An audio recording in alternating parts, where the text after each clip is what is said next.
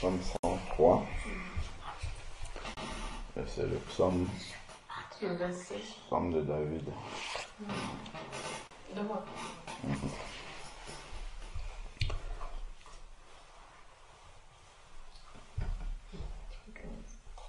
Seigneur Dieu, nous voulons te remettre ta parole maintenant. Nous te prions, Seigneur Père éternel, qu'elle vienne encore pour nous fortifier, pour nous enseigner, nous instruire,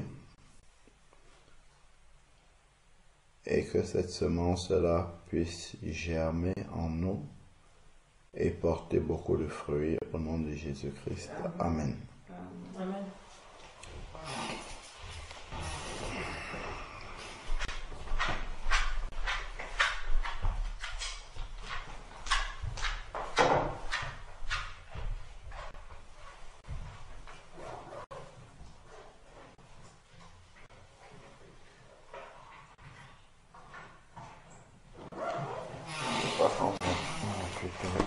Autre chose. L'esprit. Autre chose.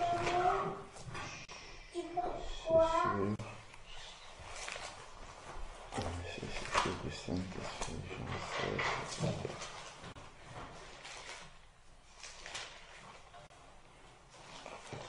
Jean 14.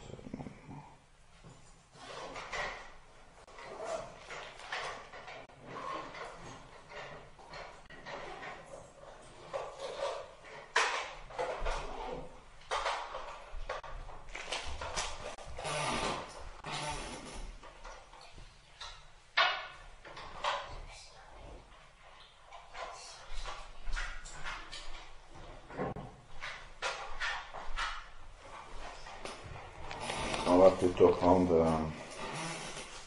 parce qu'il y a une pensée importante, ça m'est venu juste au moment où on devait commencer à lire le psaume 103. C'est la nécessité impérieuse dans les derniers temps d'être rempli du Saint-Esprit. Là, c'est un point fondamental. Il y a des marqueurs ici. Important. Ah, d'accord, merci. Donc, on va voir déjà.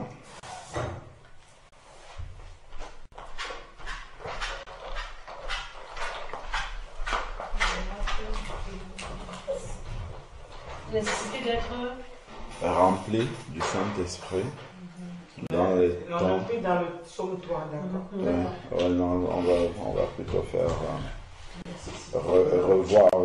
C'est important parce que cette pensée a été sortie dans la prière de Sœur Sika.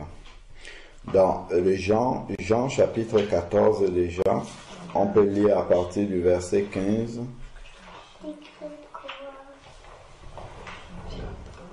C'est la promesse du Saint-Esprit. Alors, Jean chapitre 14, verset 15.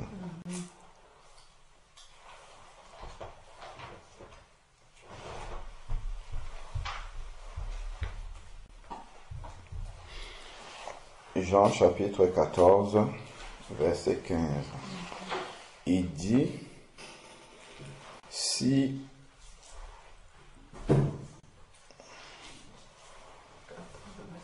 Jean 14, 15, c'est bon? 15. Oui. Alors, il dit, si vous m'aimez, gardez mes commandements.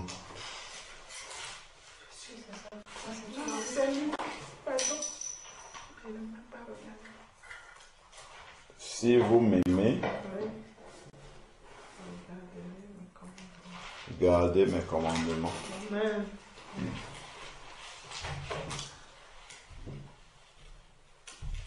Ça, c'est un rappel qui est important. Parce que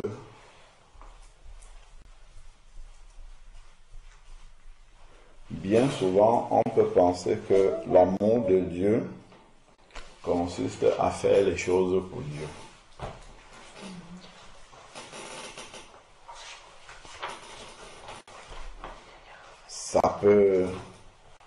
C'est sûr que si on aime Dieu, on sera inspiré pour faire des choses pour lui. Mais ce n'est pas ça pour Dieu qui montre que nous l'aimons. Est-ce qu'on comprend? Je redis encore la pensée. Si nous aimons le Seigneur, nous serons poussés à faire des choses pour lui. Mais pour Dieu, ce n'est pas ça qui prouve que nous l'aimons. Parce que nous faisons des choses pour lui. Ce qui lui montre que nous l'aimons, c'est que nous gardons ses commandements. Amen. C'est que nous cherchons à marcher selon sa volonté. Et il y a une conséquence. Le verset 16, entre le verset 15 et le verset 16, il y a un « et ». Donc, la conséquence du fait que nous cherchons à marcher selon la parole de Dieu, il dit « Et je prierai le Père et il vous donnera un autre consolateur qui soit éternellement avec vous. » Amen. Il parle du Saint-Esprit. Donc, c'est si nous marchons selon ses commandements que le Seigneur va nous envoyer son Saint-Esprit. Amen. Parce que le premier travail que le Saint-Esprit vient faire dans la vie d'un être humain, Jean 16, 8, je crois, c'est que le Saint-Esprit vient pour convaincre de péché. Donc, il vient pour convaincre de péché, de justice et de jugement. Donc, il vient pour t'amener à garder les commandements de Dieu. 16, 8. Oui, Jean 16, 8. C'est ce qu'il dit. Voilà, Jean 16, 8. Et quand il sera venu, il convaincra le monde de péché, de justice et de jugement. Mais la première chose dont il convainc le monde, c'est de péché. Ça c'est clair.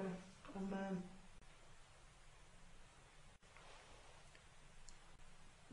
Donc, si nous obéissons au Seigneur, alors le Seigneur nous envoie son Saint-Esprit pour nous aider à lui obéir davantage. Amen. Pour nous éclairer davantage, pour que nous lui obéissons.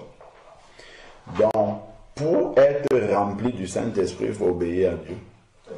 Si nous n'obéissons pas, en fait, l'Esprit de Dieu, même si Dieu nous remplit maintenant, ça va partir immédiatement. Parce que nous allons attrister le Saint-Esprit par la désobéissance et l'Esprit de Dieu va s'attrister.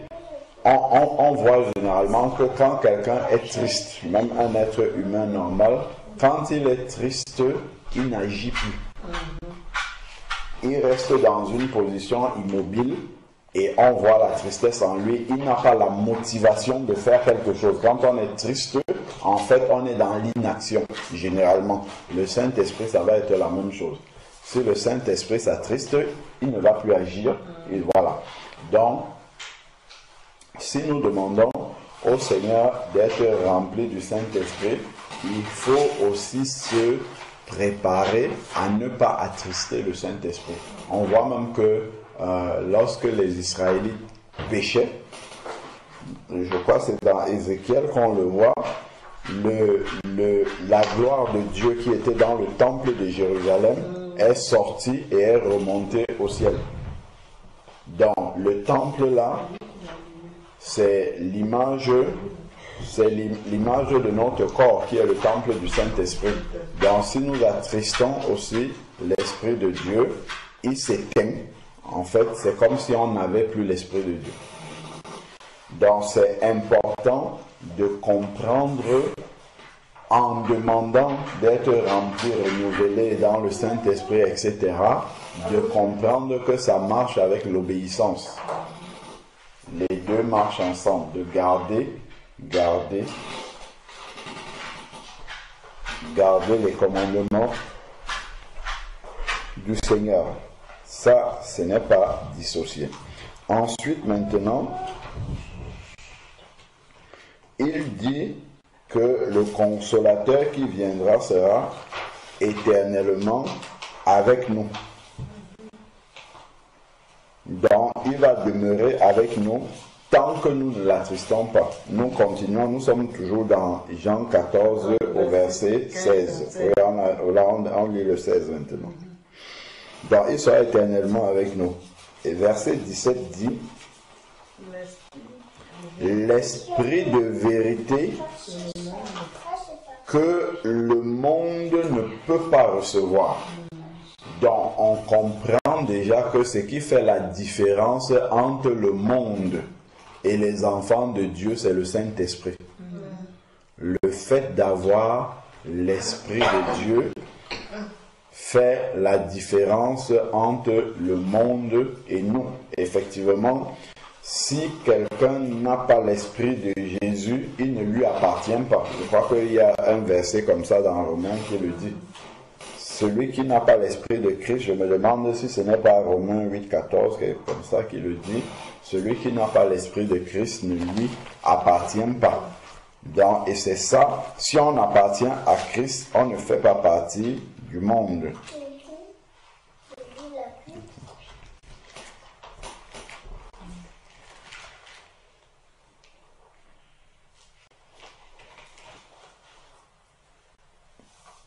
Non, c'est tous ceux qui sont conduits par l'Esprit de Dieu, sont fils de Dieu.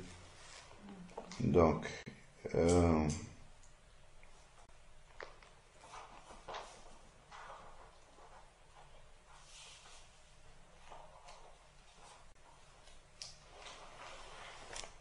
alors, c'est le verset 9 plutôt. Romains 8, 9. Romains 8, 9. Hein. Ok, pour vous, vous ne vivez pas selon la chair, mais selon l'esprit. Si du moins c'est l'Esprit de Dieu habite en vous, si quelqu'un n'a pas l'Esprit de Christ, il ne lui appartient pas. Voilà, c'est ça. Donc, c'est l'Esprit de Dieu qui atteste que nous appartenons au Seigneur. On le voit quand Jésus est sorti des eaux du baptême. L'Esprit de Dieu est descendu sur lui sous la forme corporelle d'une colombe et à ce moment-là, le ciel s'est ouvert et Dieu a parlé. Il a dit, celui-ci est mon fils, dont il m'appartient. Donc de la même manière, quand quelqu'un reçoit le Saint-Esprit, il devient enfant de Dieu. Voilà. Et c'est pour ça qu'il dit que le monde ne peut pas recevoir le Saint-Esprit parce que le monde n'est pas enfant de Dieu. C'est ça qui fait la différence.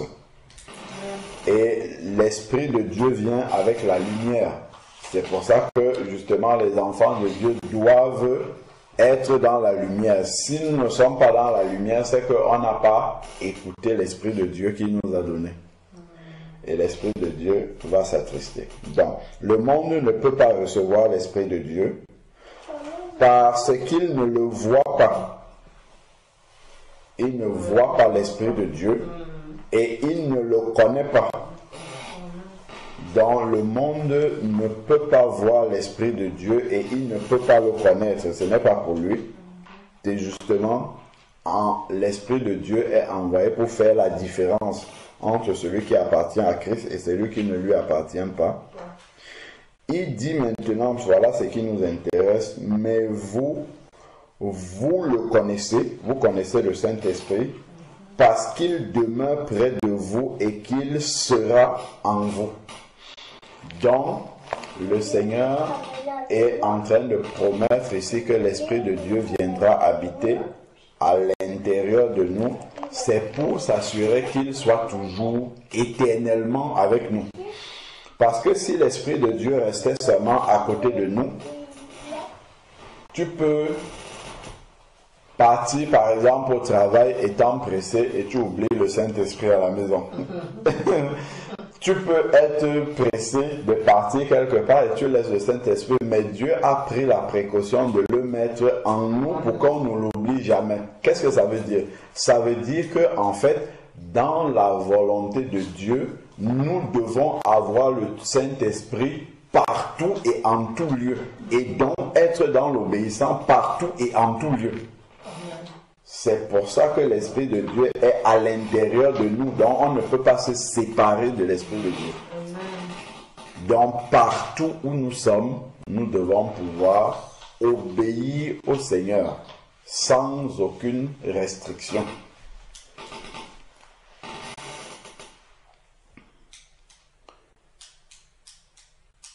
Donc ensuite, maintenant, il dit, il sera en vous. Verset 18. Je ne vous laisserai pas orphelin. Donc Jésus est en train d'annoncer qu'il va partir. Il était comme un père. Il est un père pour ses disciples. Et il est en train de partir. Mais il dit, je ne vous laisserai pas orphelin. Je viens vers vous. Donc en fait, Jésus n'est plus là physiquement, mais quand il dit « je viens vers vous », il revient, mais sous la forme du Saint-Esprit. Parce que 2 Corinthiens, je crois chapitre 3, 17 dit « le Seigneur c'est l'Esprit ». Donc Jésus revient sous la forme du Saint-Esprit en nous, pour nous apprendre à obéir à sa parole. Si l'on se souvient, je crois que c'est dans Ézéchiel 36, 26, où il dit « Je purifierai Israël de tous ses péchés et ensuite je mettrai mon esprit en eux et ils seront mon peuple, je serai leur Dieu et ma parole sera inscrite à l'intérieur d'eux. » Donc, le Seigneur vient sous la forme du Saint-Esprit habiter à l'intérieur de nous. Jésus étant la parole, quand l'Esprit de Dieu vient habiter en nous, c'est la parole de Dieu qui vient habiter en nous. En fait, c'est ça. Pour que nous puissions vivre selon cette parole-là. Donc maintenant, lorsque nous n'obéissons pas, lorsque nous ne marchons pas selon la parole de Dieu, c'est parce que nous avons fermé l'oreille à l'Esprit de Dieu qui habite en nous. Parce que l'Esprit de Dieu, lui, nous dit toujours ce qui est bon de faire. C'est pour ça que lorsque nous agissons mal, normalement, nous sommes attristés. Parce que l'Esprit de Dieu tout de suite nous interpelle et il nous rappelle que nous avons mal agi. Et lorsque nous agissons bien aussi, au contraire, l'Esprit de Dieu, il nous donne aussi la joie du Père. Il nous donne aussi la joie. Donc, il dit, il ne nous laissera pas orphelins, c'est parce que Jésus, il revient sous la forme du Saint-Esprit.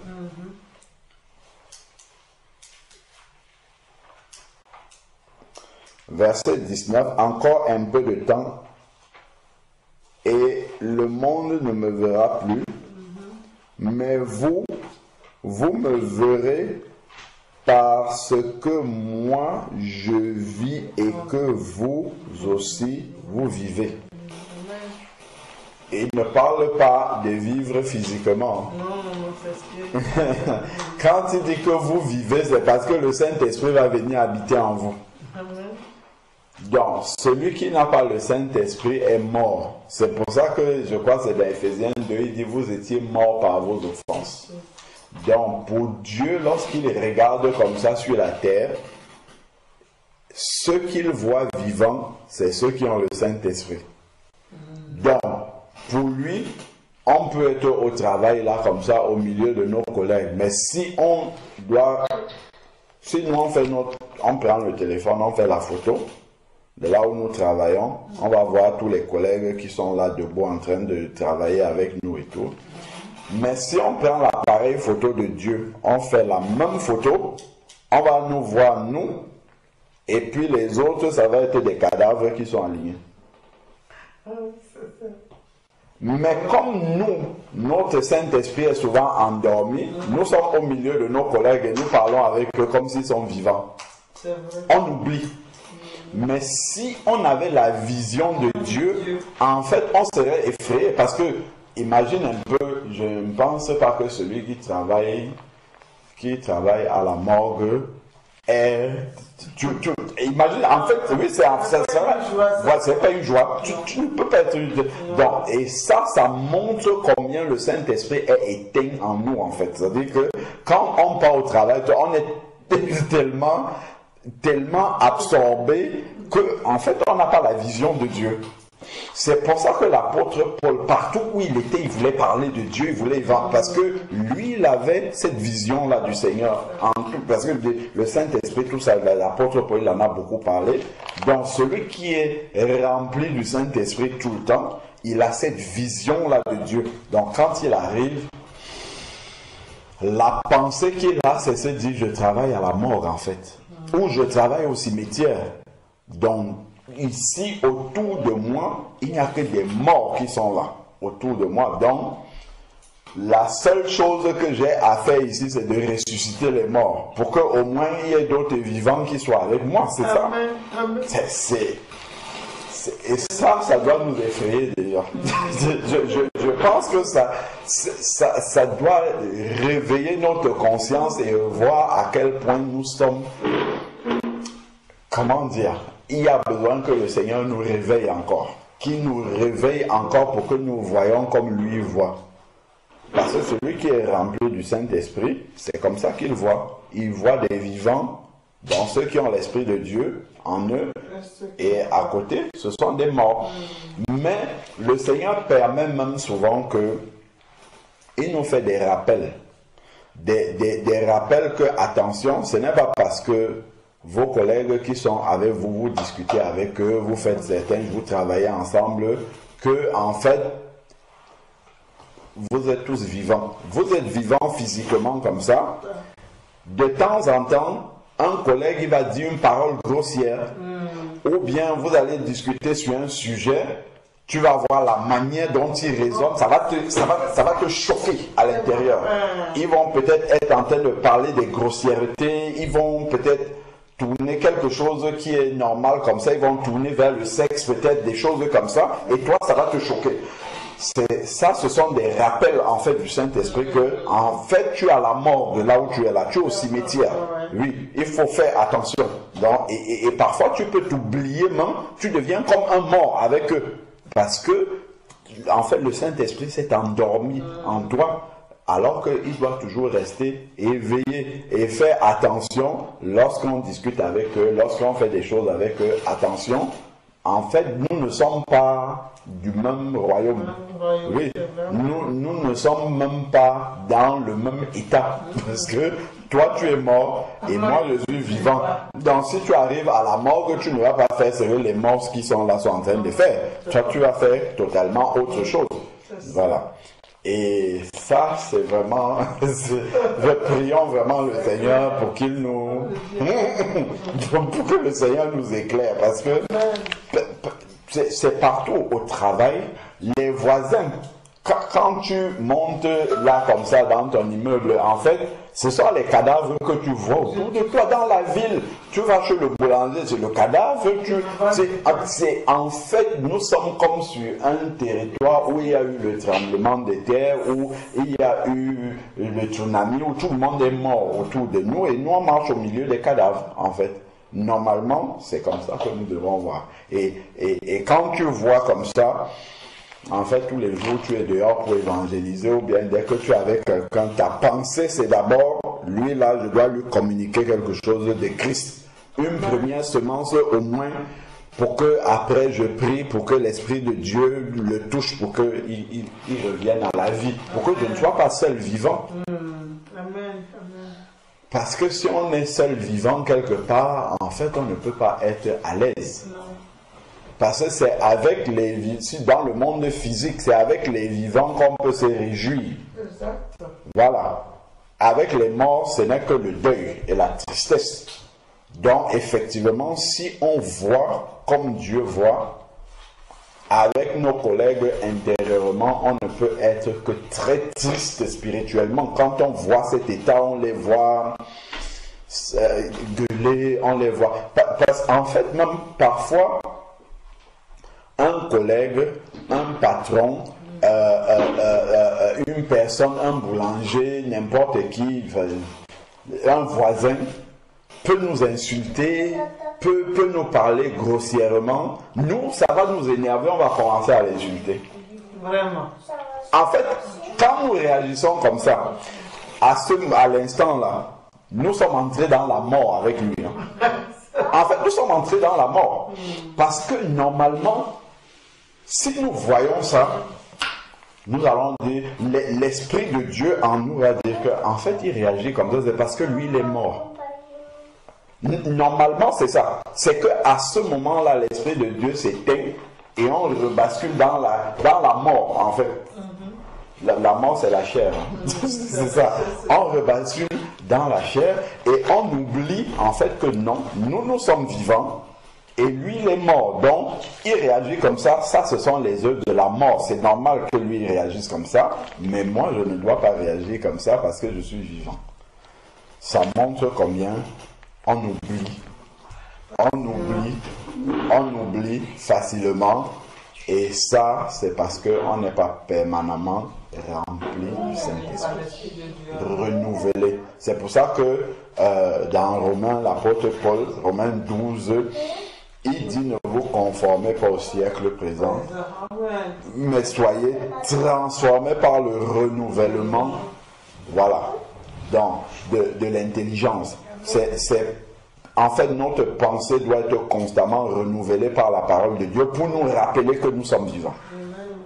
Sinon, on va vite oublier que nous sommes vivants et on va agir comme les morts, en fait.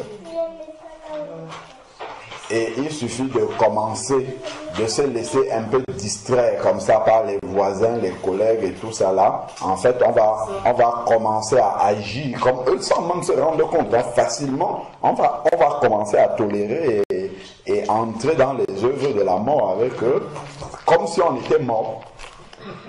C'est pour ça que parfois, tu peux arriver dans le travail de quelqu'un qui est un enfant de Dieu. On te dit que c'est un enfant de Dieu. Personne ne l'a remarqué.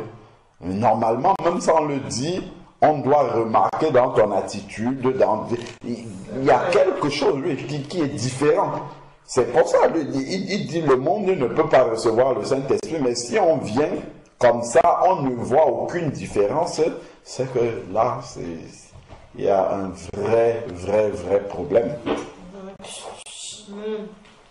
C'est vraiment que le Seigneur nous aide. Hein.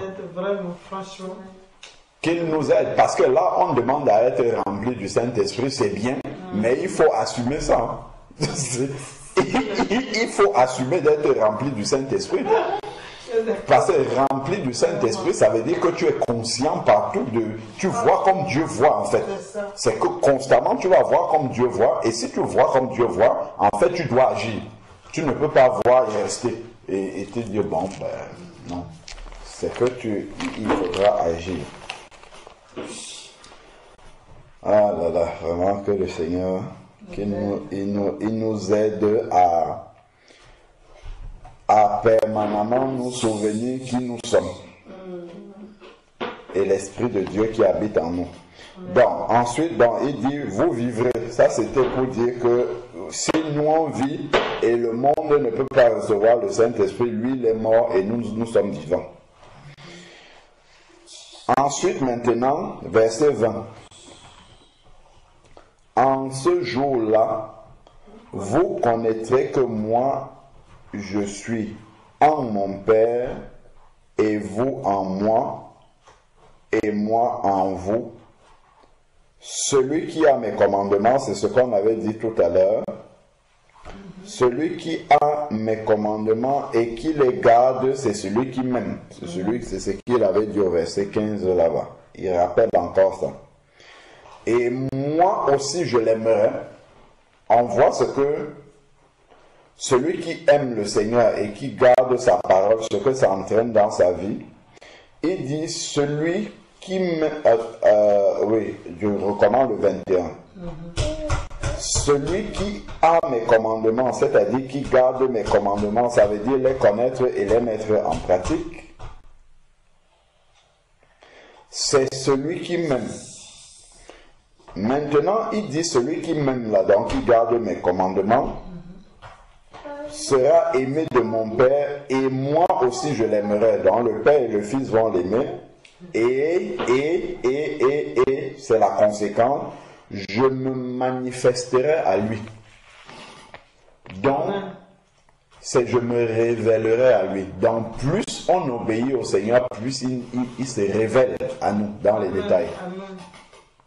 Donc, la révélation et la connaissance de Dieu dans l'intimité grandit en fonction de notre obéissance. Amen. Moins on obéit, moins Dieu se révèle aussi. Parce que s'il se révèle et qu'on ne met pas en pratique ce qu'il nous dit, en fait, ça en sert à rien. Amen. Donc ça, c'est un point vraiment important. Amen. Amen. Alors, on poursuit la lecture, verset 22.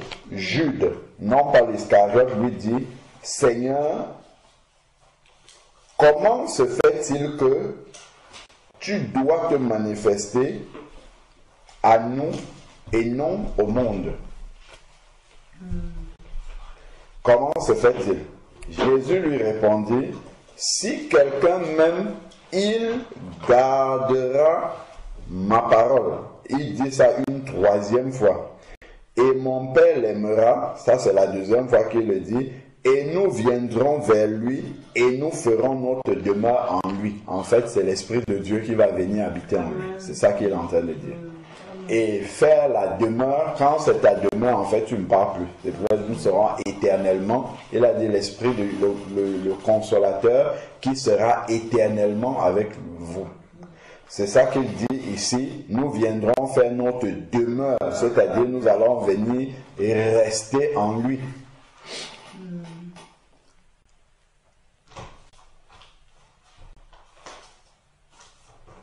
Donc parfois même, quand nous faisons le culte et nous disons Saint-Esprit viens, ça pose déjà un problème. Parce que normalement il est censé être là. Si on l'appelle, c'est qu'on est conscient qu'il n'était plus là avec nous. C'est vrai, on doit l'appeler parce que c'est vrai qu'il existe. On ne l'a pas tout le temps. La preuve, c'est que la vision de Dieu, on ne l'a pas tout le temps. C'est pour ça qu'on a besoin de dire Saint-Esprit vient dans nos cultes, vient nous assister, ainsi de suite. Mais normalement, si nous sommes permanemment remplis du Saint-Esprit, il n'y a même pas besoin de lui dire de venir parce qu'il est déjà là avec nous. Il est déjà là avec nous. On va seulement lui dire Saint-Esprit, comme tu es là, prends le contrôle et fais-y, mais pas viens. Parce que normalement, il est censé être là. Il est censé demeurer même là avec nous. Demeurer, c'est quelqu'un qui ne bat plus, normalement. Donc, ensuite, maintenant, verset suivant, verset 24. Celui qui m'aime, celui qui ne m'aime pas, maintenant, ne garde pas ma parole. La parole que vous attendez n'est pas de moi. C'est comme tu peux voir quelqu'un fait énormément de choses pour le Seigneur, il s'est à l'église, il vit dans la fornication. Donc on va dire qu'il aime Dieu. Quand les gens voient ce qu'il fait, on va dire, bah, ça c'est quelqu'un, il aime le Seigneur. Mais après, quand tu vois comment il vit, selon la parole de Dieu, il n'aime pas Dieu. Et non, selon la parole de Dieu, il n'aime pas Dieu du tout. Parce que il n'obéit pas au commandement du Seigneur. Et on peut se tromper justement dans notre façon d'analyser. Et de se dire, ah oui, c'est vraiment quelqu'un, il a le cœur pour Dieu, mais si de l'autre côté, il n'obéit pas au Seigneur, non, pour Dieu, il ne l'aime pas. Donc il dit ici, celui qui ne m'aime pas ne garde pas mes paroles. Et la parole que vous avez entendue n'est pas de moi, mais du Père qui m'a envoyé. Verset 25. Je vous ai parlé de cela pendant que je demeure auprès de vous. Mais le Consolateur, l'Esprit, le Saint-Esprit, que le Père enverra en mon nom, voilà donc ce que le Saint-Esprit vient faire et qui nous montre encore combien nous en avons pleinement besoin pendant notre marche sur la terre et encore plus dans les derniers temps, c'est que le Saint-Esprit nous enseignera toutes choses. Donc on a besoin d'être enseigné et en permanence par le Saint-Esprit. Parce que Jésus a certes laissé sa parole, mais prends la parole, si tu donnes à un païen, tu lui demandes de lire, tu vas voir s'il va comprendre, il ne va rien comprendre de ce qu'il y a là. Pour lui, ça sera, il va même crier sur certaines choses. Mais celui qui a le Saint-Esprit comprendra cette parole-là, et cette parole-là va le transformer, va le changer. Donc, enseignera toutes choses. Donc, il y a des choses qui sont dites ici, mais c'est le Saint-Esprit qui explique ce que le Seigneur voulait dire lorsqu'il a dit telle ou telle chose, ou comment est-ce que cette parole-là doit s'appliquer et doit se comprendre. Donc, il vous enseignera toutes choses et vous rappellera tout ce que moi, je vous ai dit. Donc, tu peux ne pas connaître tous les versets de la Bible, mais si tu as le Saint-Esprit, c'est suffisant. Parce que le Saint-Esprit va te rappeler dans chaque circonstance quelle est la parole de Jésus qui correspond à cette circonstance dans laquelle tu te trouves. Quelle est la parole de Jésus qui correspond à telle circonstance, et maintenant, c'est à toi de prendre la décision d'appliquer ce que le Saint-Esprit t'a montré. Voilà. Donc, si on prend au chapitre 15, il y a encore des mentions justement du Saint-Esprit, là où il dit « Je suis le cep, et vous êtes des sarments » et ainsi de suite. Ensuite, maintenant, verset 7. Jean 15, 7. Si vous demeurez en moi et que mes paroles demeurent en vous, on voit maintenant l'obéissance et la conséquence sur la prière. Demandez ce que vous voudrez et cela vous sera accordé. Si vous gardez mes commandements, vous gardez ma parole, tout ce que vous demandez sera accordé. Quelqu'un peut lire comme ça, il dit, bon, ok, je vais flatter Dieu en obéissant à sa parole et après je vais lui demander ce que je veux. Je vais venir lui demander, je ne sais pas moi, quelque chose pour satisfaire mes propres besoins. Là, en fait, tu vas te tromper là-dessus. Pourquoi? Parce que celui qui obéit normalement au Seigneur, ce qu'il va demander à Dieu, c'est ce qu'il demandera à Dieu sera conforme à la volonté de Dieu, et ça montre qu'il obéit au Seigneur. Tu vois? Donc s'il demande quelque chose qui n'est pas conforme à la volonté de Dieu, c'est qu'il n'obéit pas au Seigneur. Donc normalement, s'il obéit au Seigneur, il va demander quelque chose qui est conforme à la volonté de Dieu. Or, la parole de Dieu nous dit que si nous lui demandons quoi que ce soit selon sa volonté, il nous l'accorde. Voilà. Donc, c'est ça ici.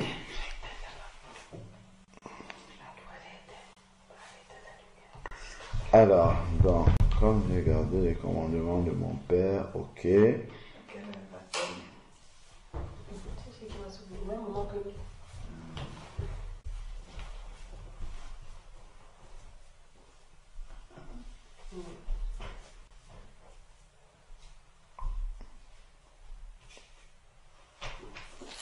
Voilà, bon, donc, pour le Saint-Esprit, on peut lire aussi le rôle du Saint-Esprit, parce que c'est important de demander, mais il faut savoir à quoi ça va nous servir et comment l'utiliser. Sinon, le Saint-Esprit va arriver en nous et ça ne nous servira pas à grand chose, sinon au contraire. Prenons le chapitre 16, qui parle aussi de l'arrivée du Saint-Esprit. Le 16, verset combien? 16 à partir du verset 5. Okay. On va aller jusqu'au 15. Il dit ici, maintenant, chapitre 16, Jean 16, verset 5. Maintenant, je m'en vais vers celui qui m'a envoyé. Et nul de vous ne me demande où vas-tu, mais parce que je vous ai parlé ainsi, la tristesse a rempli vos cœurs. Cependant, je vous le dis en vérité, il est avantageux pour vous que je parte, car si je ne pars pas, le consolateur ne viendra pas vers vous, mais si je m'en vais, je vous l'enverrai. Comment Jésus, étant présent avec ses disciples, dit qu'il est avantageux pour vous que je m'en aille? Ça peut être contradictoire parce que la présence de Jésus, c'est que les disciples sont dans la joie de l'avoir, mais il part, il dit que c'est mieux qu'il parte. Comment est-ce qu'on peut comprendre ça? Ça, moi je comprends comment oui. il part tant qu'il est parti en oui. tant qu'un homme, mais oui. spirituellement, il est avec eux. Voilà. Donc en fait, c'est parce que Jésus, physiquement, ne peut pas être avec nous partout. C'est pas possible. Voilà. Par contre, le Saint-Esprit, qui est Jésus aussi, lui peut nous accompagner partout et parce qu'il habite en nous. Et là, nous pouvons normalement agir partout comme si nous étions avec Jésus. Voilà. Alors que si Jésus, il était physiquement, il ne peut pas partir avec tout le monde partout où nous. Voilà. C'est pour ça que c'est avantageux qu'il vienne sous la forme du Saint-Esprit parce que déjà, il peut être avec tout le monde. Il peut être avec chacun de ceux qui sont convertis et il peut aller avec eux partout. Bon, donc ça, c'est le premier avantage. Ensuite, maintenant, il dit, et quand il sera venu, le consolateur, c'est ce qu'on a lu tout à l'heure, il convaincra le monde de péché. Donc, quand je demande à être rempli du Saint-Esprit, il faut que je comprenne en même temps que je vais normalement devenir plus sensible au péché aussi. Parce que l'Esprit de Dieu va m'ouvrir les yeux sur les détails, les choses que peut-être d'autres ne voient pas. Donc, il vient, première chose, il met la lumière sur le péché et ensuite de justice et de jugement. Parce que le salaire du péché, c'est la mort. Voilà, il y a la justice de Dieu.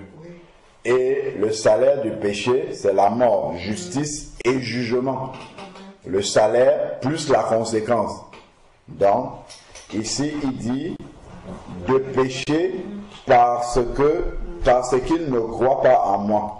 Donc, le péché, c'est ne pas croire au Seigneur. Hein? C'est ça. Le vrai péché, c'est ça. Parce que, par exemple, tous les autres, la fornication, la fraude, tout ça, ce sont les conséquences du péché. C'est quelqu'un qui n'a pas la crainte de Dieu qui le fait. Mais le vrai péché, c'est ne pas avoir la crainte de Dieu. Après, dès que tu n'as pas la crainte de Dieu, ça déclenche toutes les actions que nous on appelle péché. Mais le péché original, c'est ne pas craindre Dieu. Et après, une fois que tu ne crains pas Dieu, tu peux faire tout ce que la parole de Dieu interdit. Donc, c'est pour ça qu'il dit, parce qu'il ne croit pas en moi, ça c'est le péché. De justice, parce que je vais vers le Père et que vous ne me verrez plus. Parce que quand il va vers le Père, nous ne le verrons plus. Et donc là, il y a une justice qui va s'appliquer.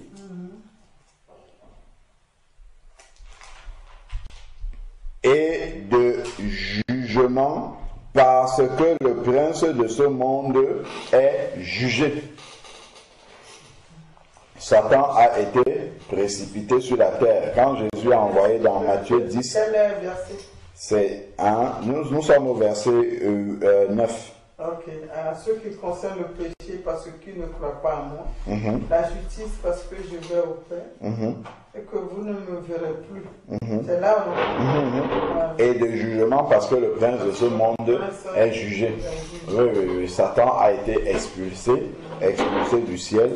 Et quand Jésus dans Matthieu 10 a envoyé ses disciples pour aller répandre l'évangile, en rentrant, ils ont dit à Jésus, même les esprits méchants nous sont soumis.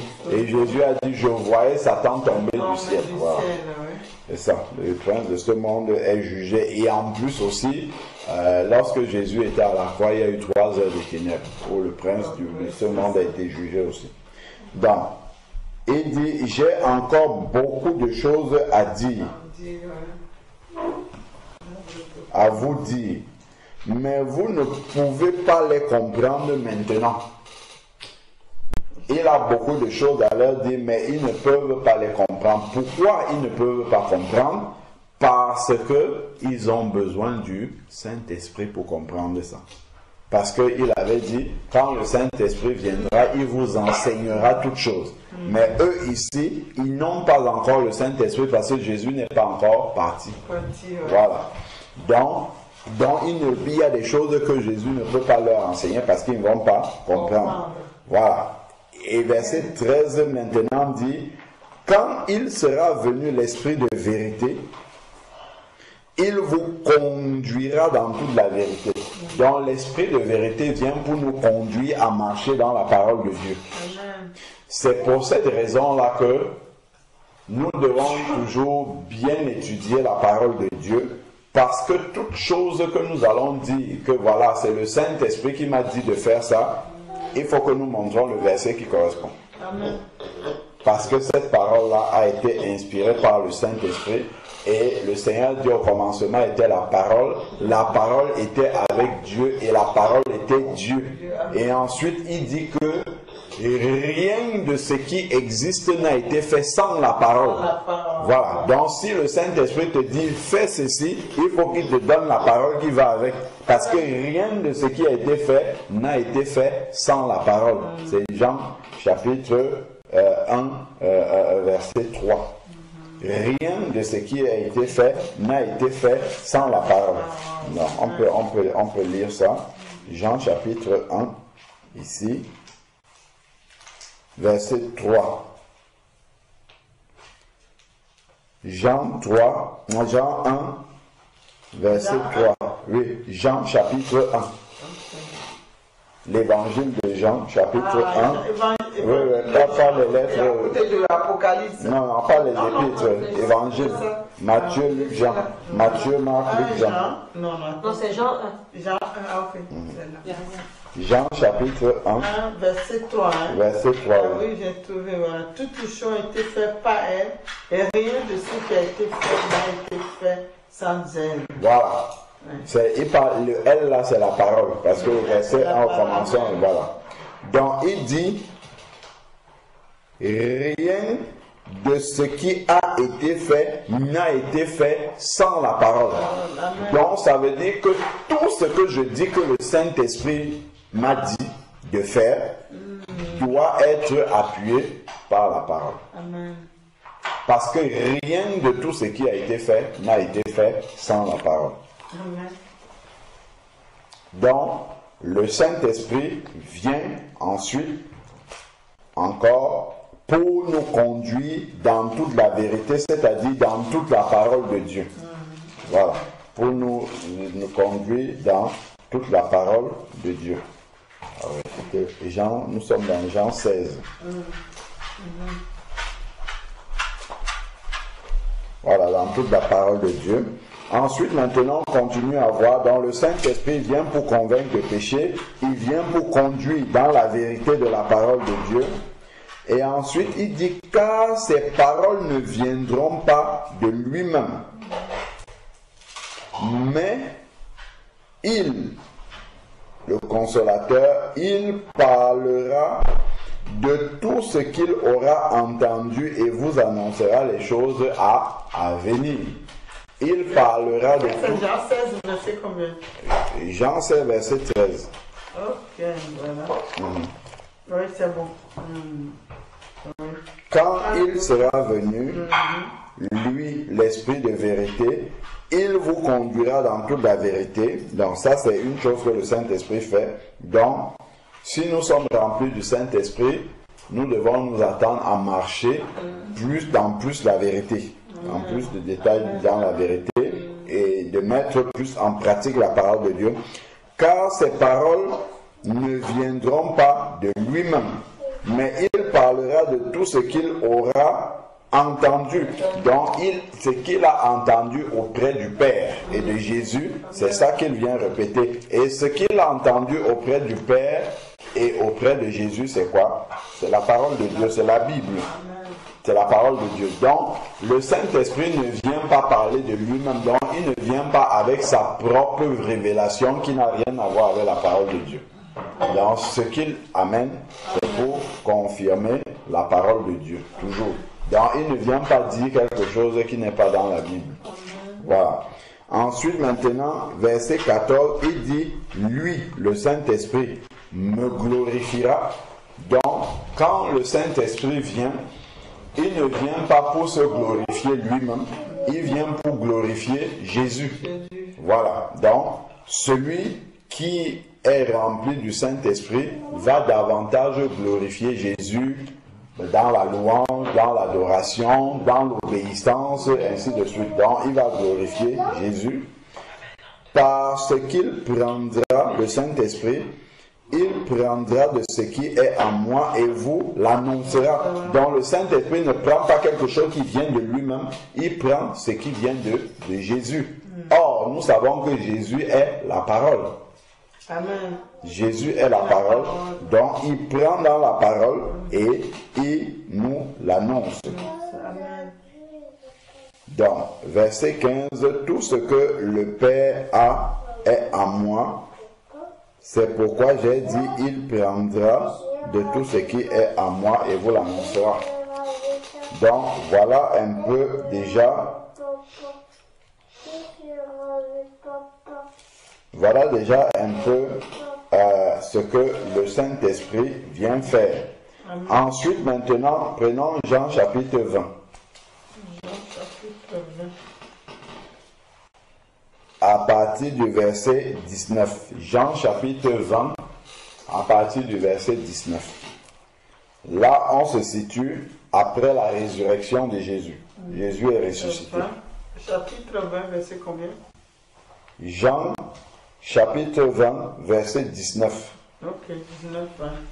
Il a dit, il est avantageux que je m'en aille, sinon le consolateur ne viendra pas. Donc, tant que Jésus était physiquement comme ça, dans la chair, avec les disciples, le Saint-Esprit ne pouvait pas être là. Parce que le Saint-Esprit, c'est Jésus toujours. Donc, il ne pouvait pas être là de deux façons. Jamais. Voilà. C'est pour ça que quand Jésus est là aussi, le Père, lui, s'éclipse. Donc c'est un qui est là. Soit le Père est là, soit le Fils est là, soit c'est le Saint-Esprit qui est là. Actuellement, le Saint-Esprit est là, Jésus n'est plus là, physiquement. Dans l'Ancien Testament, le Père était là, c'est lui qui conduisait le peuple. On ne nous parlait pas beaucoup du Saint-Esprit, on ne nous parlait pas beaucoup de Jésus. Jésus était caché, en fait. Il était caché dans le Père, le Saint-Esprit était caché dans le Père aussi. Donc, maintenant, Jésus est venu, le Père s'est caché en Jésus, le Saint-Esprit était caché en Jésus. Jésus part maintenant, c'est le Saint-Esprit qui est là. C'est mon heure de prière. D'accord. Amen. Ouais.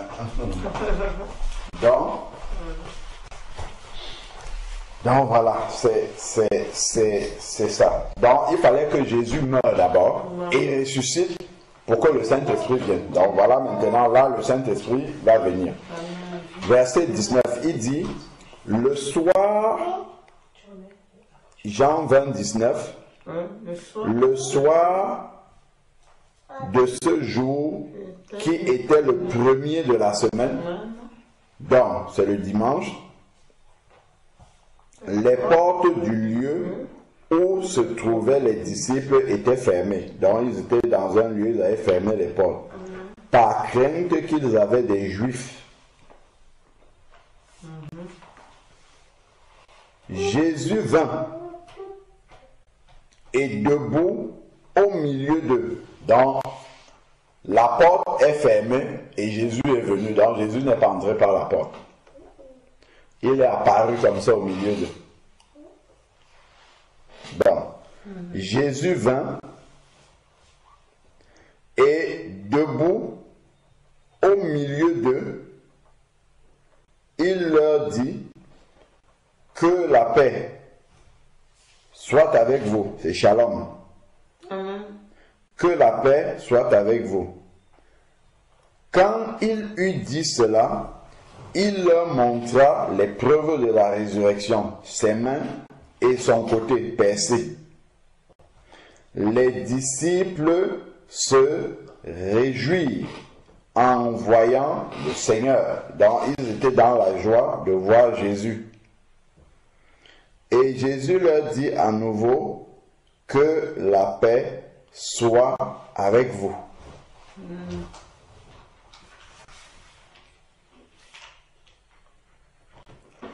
Comme le Père m'a envoyé, moi aussi je vous envoie. Comme le Père m'a envoyé, moi aussi je vous envoie. C'est extraordinaire de voir à quel point l'évangélisation est importante. Très très important vraiment. Parce que avant que Jésus ne parte de la terre, il dit, tout pouvoir m'a été donné dans les cieux et sur la terre. Allez et faites de toutes les nations des disciples. C'est un peu comme son testament. C'est-à-dire, quand les paroles les plus importantes d'un être humain sur la terre, généralement, il les donne au moment où il veut déjà mourir. Si on dit à quelqu'un que tu vas mourir là dans les 5 minutes, en fait, les dernières paroles qu'il va donner sont les plus importantes de sa vie. Et Jésus a donc dit, allez et faites de toutes les nations des disciples au moment où il s'en allait. Donc, ce sont des paroles qui sont fondamentales. Ce sont des paroles qui sont très importantes. Et ici, dès qu'il vient voir les disciples, première chose, comme ils étaient tristes, il leur donne d'abord la paix, Shalom. Et une fois qu'il leur a donné la paix, deuxième chose, il dit, comme mon Père m'a envoyé, vous aussi, vous devenez des missionnaires là où vous êtes là. Donc, la raison pour laquelle nous restons sur la terre, c'est parce que nous sommes des missionnaires du Seigneur. Non seulement il va continuer à nous former, nous perfectionner pour que nous soyons à l'image de Christ, mais la principale raison pour laquelle nous sommes là, c'est que nous sommes des missionnaires. Puisque Christ n'est plus là pour faire la mission, nous devenons ces missionnaires. Or, pour être un missionnaire de Christ, il y a quelque chose qui manquait aux disciples ici. Comme le Père m'a envoyé, moi aussi je vous envoie. Ça, c'est, nous sommes toujours dans le verset 21. Nous sommes descendus. Jésus leur dit à nouveau que la paix soit avec vous. Comme le Père m'a envoyé, moi aussi je vous envoie. Si on t'envoie pour faire une mission, par exemple dans ton travail ou bien si on t'envoie pour faire une mission, il faut qu'on te donne l'ordre de mission. Le papier qui dit que voilà, on te donne cette mission-là. Voilà, pour aller faire cette mission-là. Donc c'est ça qu'il va leur donner là par la suite. Déjà, il va commencer par leur donner ça. Donc, moi aussi, je vous envoie. Après cette parole, il souffla sur eux et dit, recevez le Saint-Esprit. Voilà l'ordre de mission, l'équipement qui est déjà là. Ça, c'est le début de l'équipement. C'est le début de l'équipement qui est là. Il dit, recevez le Saint-Esprit. Il souffle sur eux comme Dieu, lorsqu'il a conçu Adam et Ève là. Voilà, il a soufflé et puis Adam est devenu une âme vivante. Donc de la même manière aussi, quand tu reçois le Saint-Esprit, c'est là que tu reviens à la vie. Amen. parce que tu étais mort avant. Voilà, c'est là que tu reçois la vie. Donc, recevez le Saint-Esprit, là ils vont revenir à la vie. Et il dit maintenant ce que le Saint-Esprit va faire quand il arrive en eux. Et ceux à qui vous pardonnerez les péchés, il leur sera pardonné. Amen. Et ceux à qui vous retiendrez, ils leur seront retenus. Donc, voilà déjà une première, un premier équipement qui sert de l'ordre pour accomplir la mission que le Seigneur nous a donnée. Et on voit combien cette mission-là est importante parce que ici, en fait, dès qu'il est ressuscité et qu'il a trouvé ses disciples dans la pièce qui était fermée, il leur a dit, maintenant, je vous envoie. Si on lit dans Matthieu 28, c'est quand Christ était ressuscité aussi. Quand il est ressuscité, il a rencontré des femmes sur le chemin. Il a dit, allez dire à mes frères de me retrouver en Galilée. Et quand ils sont venus en Galilée, c'est là qu'il leur dit, tout pouvoir m'a été donné dans le ciel et sur la terre. Allez, faites de toutes les nations des disciples. Donc on voit que Jean et Matthieu disent la même chose après la résurrection, il les a envoyés. Donc, c'est vraiment fondamentalement important l'évangélisation. Maintenant, Acte chapitre 1. Acte 1. Acte chapitre 1 à partir du verset 4. Acte 1, à partir du verset 4.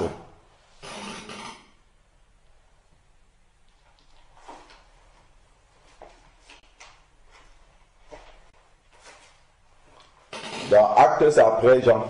Dès que tu termines Jean, oui. Pas un Jean, mais Jean, l'évangile. L'évangile, oui, c'est ça. Dès que tu finis l'évangile de Jean, tu tombes immédiatement sur Acte. Je crois qu'il y a le sommeil qui me prend aussi.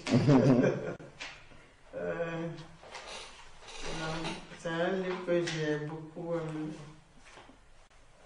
Le livre des Actes. Oui, oui. Acte 3, non, n'est-ce pas? Non, Acte chapitre 1, verset 4. Verset 4, oui, c'est bon. Il dit, comme il se trouvait avec eux, donc là on est après la résurrection, comme il se trouvait avec eux, il leur recommanda de ne pas s'éloigner de Jérusalem, mais d'attendre la promesse du Père dont leur avait-il dit, vous m'avez entendu parler. La promesse du Père, c'est ce qu'on a lu là dans les évangiles où il disait que je vous enverrai le consolateur et ainsi de suite. C'est ça, c'est de cette promesse-là dont il parle.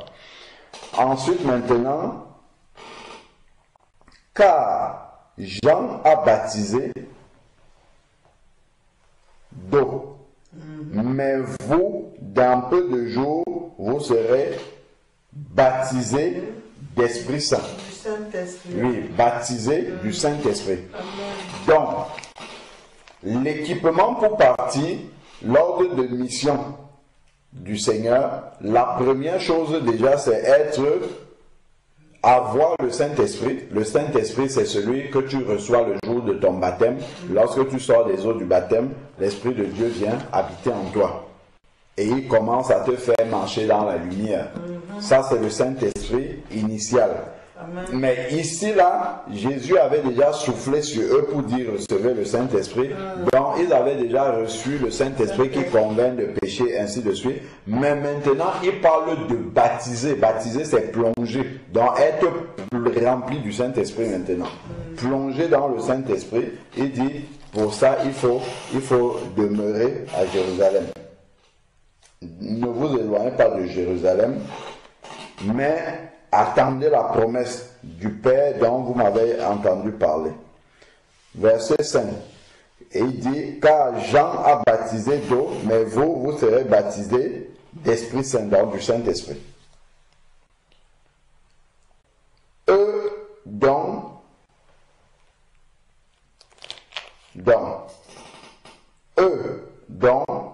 réunis demandèrent, Seigneur, est-ce en ce temps que tu rétabliras le royaume d'Israël? Donc eux, ils pensaient que Christ était venu pour mener la guerre aux Romains et puis chasser les Romains pour que les Israélites reprennent la gestion de leur territoire. Parce qu'ils étaient, au moment où Jésus est arrivé, ils étaient sous l'occupation romaine. Les Romains avaient occupé le pays. Dans les disciples, eux, ils pensaient que c'est ça que Jésus était venu faire. Mener la révolution pour que les Israélites reprennent leur territoire entre les mains des Romains. Mais ils se rendent compte que jusque-là, Jésus est déjà mort et ressuscité, mais ils n'ont même pas parlé de ce problème-là. Donc ils se disent que ça c'est peut-être ce qu'il va dire maintenant.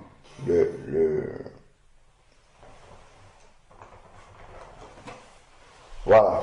Donc, attendre la promesse, verset 6, Jean, toujours acte 1, 6.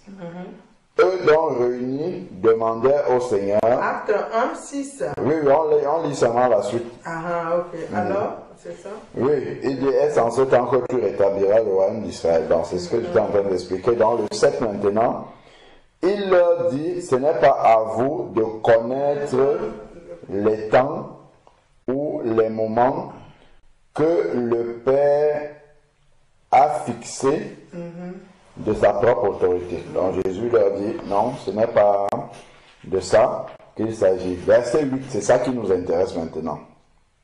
Verset 8, il nous dit, mais vous recevez une puissance de Saint-Esprit survenant sur vous, et vous serez mes témoins à Jérusalem, dans toute la Judée, dans la Samarie, et jusqu'aux extrémités de la terre.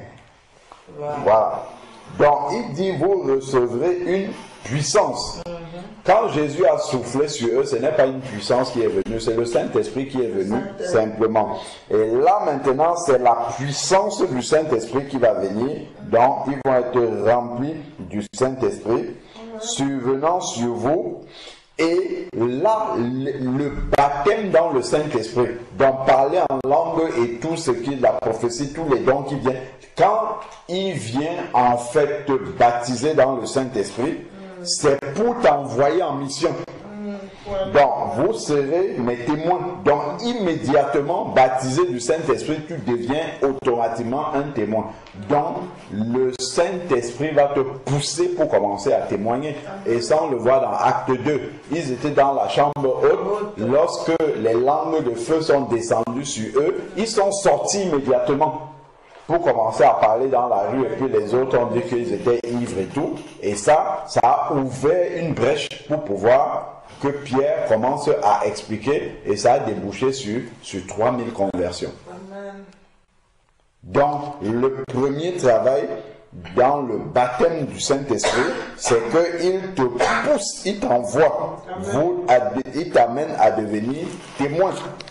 Donc, si tu dis que tu es baptisé dans le Saint-Esprit, tu parles en langue, tout ça, et que tu n'aimes pas témoigner de Christ, il faut se poser des questions. Parce que normalement, ça te pousse à témoigner. Ça brûle. Oui, voilà, ça brûle en toi.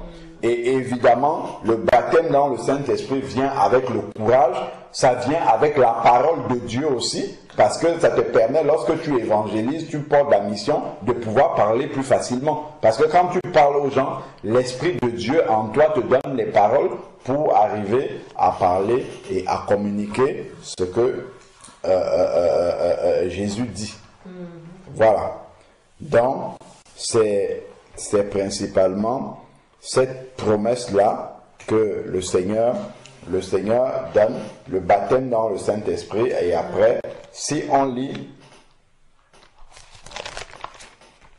je voulais lire un peu rapidement dans Acte 2, il y a quelque chose qui a beaucoup attiré mon attention ici. Ce sont des petites choses qui sont des petites... Acte 2, hein? Oui, oui, juste la suite. Il y a des petites révélations qui sont cachées dans la parole de Dieu qu'on ne voit pas souvent et que même parfois les chrétiens ne font pas attention à ça. Donc, et 2 versets combien? Dans Acte 2, on peut prendre à partir du verset 1. Ok, c'est bon. Le jour de la Pentecôte. Le jour de la Pentecôte, ils étaient tous ensemble dans le même lieu. Tout à coup, vent du ciel, un bruit comme celui d'un vent impétueux, et il remplit toute la maison où ils étaient assis. Amen. Voilà. Donc, le Saint-Esprit est venu comme un vent. Il fait du bruit, il y a le Saint-Esprit. Donc, parfois, quelqu'un dit qu'il est baptisé du Saint-Esprit, il ne parle pas en langue. Mais on dit déjà que quand il vient, comme ça, il fait du bruit. Il fait du bruit. Il fait du bruit. Donc, il ne vient pas comme ça en silence. Non, il fait du bruit. Donc, en fait, quand tu es baptisé dans le Saint-Esprit, ça doit se manifester. Soit c'est le parler en langue, soit c'est la prophétie, mais ça doit se manifester. Donc, il ne vient pas comme ça de manière... Mais quand Jésus a soufflé sur eux, ça, c'est quand tu te convertis et tu reçois le Saint-Esprit. Là, ça vient de manière... comment on dit ça? Sans faire de bruit, c'est de manière simple, comme ça vient. Mais là, ici, là, ça vient en faisant du bruit. Amen. Voilà. Donc, c'est un souffle. Quand Jésus avait soufflé sur eux, ce souffle-là, c'était un souffle doux qui est venu comme ça. Mais le baptême dans le Saint-Esprit, c'est du bruit qui arrive. Parce qu'il y a quelque chose qui est en train de se passer. Donc, comme un souffle violent aussi, chez moi c'est écrit. Donc, et il remplit toute la maison où ils étaient assis. Donc, le Saint-Esprit a rempli toute la maison, là où ils étaient, des langues semblables à des langues de feu qui se séparaient. La langue dont on parle là, ce n'est pas anodin, en fait.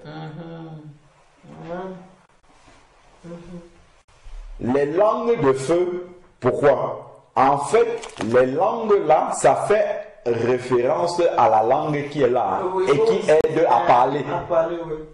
Parce que quand tu vas être un témoin, tu es un témoin qui doit parler. Voilà. Donc, ces langues de feu là viennent pour mettre la parole de Christ sur ta langue pour que tu l'annonces. Voilà. Donc, les langues comme les langues de feu sont donc arrivées et se séparaient les unes des autres. Est-ce que tu peux lire la suite maintenant? Verset... Nous sommes le 3. Le 3, voilà. Des langues semblables à des langues de feu leur apparurent séparées les unes des autres et se posaient sur chacun d'eux. Et ils furent tous remplis du Saint-Esprit et se mirent à parler en d'autres langues, selon que l'Esprit leur donna de s'exprimer. Amen. Amen. Donc, lorsque les langues de feu arrivent, ça fait du bruit, ça fait appel à la langue qui permet de parler, donc de témoigner. Ensuite, il dit, se poser sur chacun d'eux. Donc, Dieu a envoyé, ils étaient combien? 120. 120. Dieu a envoyé 120 langues. Wow. Et ils ont été tous remplis du Saint-Esprit. Ça montre la volonté de Dieu. Dieu ne veut pas laisser un seul de ses enfants qui n'est pas rempli du Saint-Esprit. Il veut que tous soient baptisés dans le Saint-Esprit. Donc souvent, certains reçoivent des mauvais enseignements où on dit oui, certains sont baptisés dans le Saint. Dieu veut seulement baptiser certains, pas d'autres. Il veut baptiser tous. Donc si quelqu'un n'est pas baptisé dans le Saint-Esprit, c'est qu'il y a peut-être un blocage par rapport aux différentes raisons qu'on a vues, l'obéissance, tout ça, ainsi de suite. Il peut y avoir un blocage. Donc, ensuite, ils ont été remplis du Saint-Esprit et ils se sont mis immédiatement à parler en d'autres langues. Donc, les langues qui sont venues font non seulement appel aux langues la langue, le membre pour parler, mais aux langues qu'on parle aussi. Voilà, voilà. Donc, c'est venu pour les aider à s'exprimer. Ensuite, maintenant, verset 5. Or, il y avait en séjour à Jérusalem des Juifs pieux, venus de toutes les nations qui sont sous le ciel, dont Dieu n'a pas choisi un jour par hasard pour envoyer ces langues de feu-là. Il a permis que, à Jérusalem, ce jour-là, qu'il y ait les Juifs de toutes les nations, c'est ce qui est écrit ici, qui sont sous les cieux. Pourquoi? Pour que tous ces Juifs-là, qui sont dans toutes les nations des cieux, soient témoins de ce qui s'est passé. Parce que c'est là que l'Église commence. Et il faut que tous les Juifs de la terre soient témoins que l'Église a commencé. L'Église universelle, et que chacun d'eux aille dire dans son pays que, attention, voilà, et dans sa langue que l'Église a commencé. Donc, ensuite, maintenant, au verset 6, au bruit qui se produisit, la multitude accourra. Donc, tous ceux qui étaient à Jérusalem ont accouru pour venir voir le bruit qu'ils ont entendu là-dedans, les langues qui sont descendues sur eux, ont fait du bruit pour attirer. Voilà, pour attirer les âmes. Et ça, c'était tous les Juifs qui étaient sous les cieux. La multitude accourut et fut bouleversée par ce qu'ils les entendaient parler dans leur propre langue. Donc on voit que le Seigneur a ciblé en plus les langues des gens qui étaient présents à Jérusalem pour qu'ils comprennent le message qu'il va leur transmettre. Et donc c'est le message du début de l'Église, que l'Église a commencé. Donc il faut tous bouleverser. Donc verset 7. Verset 7, oui. Il leur répondit: ce n'est pas à vous de connaître les temps. Non, nous sommes dans Acte 2, 7. Acte 2, oui, Acte 2, 7, oui, il dit, ils étaient tous dans l'étonnement et la surprise, et ils se disaient les uns aux autres, voici ces gens qui parlent, ne sont-ils pas tous galiléens? Voilà, donc, ils sont galiléens, mais ils parlent d'autres langues. Après, verset 8. Et verset 8, il dit, et comment les attendons-nous, nous, dans notre propre langue à chacun? Voilà. Donc, il parle dans les langues des Juifs qui sont là, qui viennent de toutes les nations de la terre, alors qu'ils n'ont jamais appris cette langue-là. Donc, le Saint-Esprit vient avec des dons surnaturels aussi. Alors, verset 9 maintenant. On commence à citer les différentes langues qu'il parlait. Oui, c'est ça, les langues, ça commence à Perte, Mède, Elamine.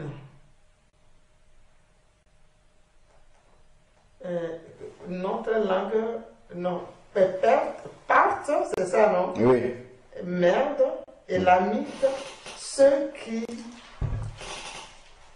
habitent la Mésopotamie, la Judée, la Cappadoce, le Pont, l'Asie, verset 10, la Phrygie, la Pamphylie, l'Égypte, le territoire de la Libye, voisine de Cyrène, et ceux qui sont venus de Rome, juifs, prosélytes, crétois et arabes.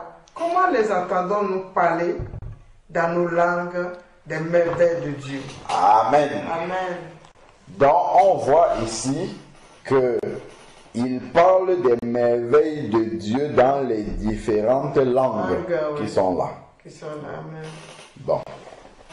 Et pour que le message de l'Église qui a commencé aille dans toutes les nations du monde. Si nous regardons un peu ici doucement, c'est pour ça que je disais que parfois il y a des révélations cachées dans la parole de Dieu qu'on ne voit pas forcément. Les langues qui sont parlées ici, on nous parle de Parthe, Mède, Élamite. Les Élamites, c'est les Perses. Et les Perses, c'est l'Iran. c'est l'Iran qui fait. L'Iran. L'Iran. Oui. Ça, c'est l'Iran. Ok. Ceux qui habitent la Mésopotamie, c'est l'Irak. Ah, c'est Irak. Hein? Oui. Iran. Oui, c'est ça. Oui, Irak. Oui. La Judée, ça, ce sont les Juifs. La Judée, les Juifs. Les Juifs. La Cappadoce. La Cappadoce, ça, ce sont les Grecs. Le pont d'Asie. Voilà, le pont, l'Asie, la Pamphylie, ça c'est la Turquie, la Grèce là-bas. Et ensuite, on dit, après la Pamphylie, quel pays il y a là? Après la Pamphylie, c'est l'Égypte. L'Égypte, c'est le pays de qui? Agar, Ismaël. Agar, Ismaël. C'est l'ancêtre des musulmans, des Arabes. Les Arabes, oui. Donc, Dieu, dès le début de l'Église, a pensé aux Arabes. Les Arabes aussi, oui. C'est très... Voilà, et ça a commencé depuis le fait que Abraham a circoncis Ismaël. C'est ça. Donc, en fait, c'est quelque chose que lorsque Dieu nous donne la mission d'aller évangéliser, nous devons penser que les Arabes font partie du plan de Dieu, de ceux qui doivent entrer, dans il y a les Juifs, mais il y a les Arabes aussi, parce que les deux sont les enfants d'Abraham. Donc, si on continue, il y a l'Égypte, ça c'est important. Après l'Égypte, il reste 5 heures de passer. Je vais arrêter là, puis si on va voir si on peut arrêter, parce qu'à 9 heures, je dois collecter encore. Ah oui, non, là, on finit juste la liste, là c'est fini. D'accord. Oui. Okay. Donc, après l'Égypte, il y a... Après l'Égypte, c'est le territoire de la Libye, de Cyrène. Voilà, la Libye, on sait là où c'est les Arabes aussi. C'est les Arabes aussi, oui. Continuons la liste. Attendez. Et ceux qui sont venus de Rome. Oui, ça c'est l'Europe. Juifs. Les Juifs, oui. Les prosélytes. Oui, les Crétois. Les Crétois et Arabes. Ah là, maintenant, il a dit carrément les Arabes. Donc, ça, c'est juste pour nous montrer que dans cette liste-là, il y a beaucoup d'Arabes qui reviennent dedans. Avec le temps. Oui. Déjà, on le voit, les Algériens, les Marocains, déjà. Donc, on comprend en fait que dans la pensée de Dieu, il nous envoie vers ces gens-là. Il ne faut pas qu'on perde de vue ces personnes-là. Non. Parce qu'ils sont à la fois dans le plan de Dieu comme les Juifs. Et si on lit dans Isaïe 19, il y a une révélation des deux. En fait, ensemble, doivent être dans le plan du Seigneur. Donc, en fait, voir, par exemple, même le problème qu'il y a en Palestine, en essayant toujours de prendre le parti de l'un pour l'autre, en fait, il faut les réconcilier. C'est ça. C'est la pensée de Christ, elle est réconcilier. Parce que les deux sont les enfants d'Abraham. Ils sont le même père. Voilà, même père. Ils sont dans l'alliance. Donc, il faut chercher le moyen, même s'il y a l'un qui a tort, comme Ismaël l'a persécuté, Isaac dès le début. Donc, c'est que ça qu'on voit là. C'est la même chose qu'on voit. Donc, si le père Abraham était là, qu'est-ce qu'il va chercher à faire? Réconcilier ses enfants. C'est ça, parce que les deux doivent être sauvés. Il n'y a pas l'un qui doit être perdu et l'autre sauvé. Les deux. Autant, parce que souvent les chrétiens ont tendance à prier seulement pour les juifs, il faut prier pour les deux, parce que les deux doivent être sauvés. Les deux sont dans l'alliance du Seigneur. Il y avait un moment, je doutais un peu, je dis, parce que la Bible déclare aussi que si quelqu'un qui bénit Abraham sera béni, quelqu'un qui maudit Abraham sera maudit. Donc, il faut prier les deux, parce qu'ils sont des mêmes pères. J'avais réfléchi à ça. Parce que même quand ils font l'Aïd et tout ça là, en fait, c'est le sacrifice d'Abraham. Hein. C'est juste qu'ils sont voilés sur la vérité, mais c'est pour honorer Abraham qu'ils le font. C'est ça. Ah ouais, c'est... Amen. Amen. Vraiment, on va prier et conclure.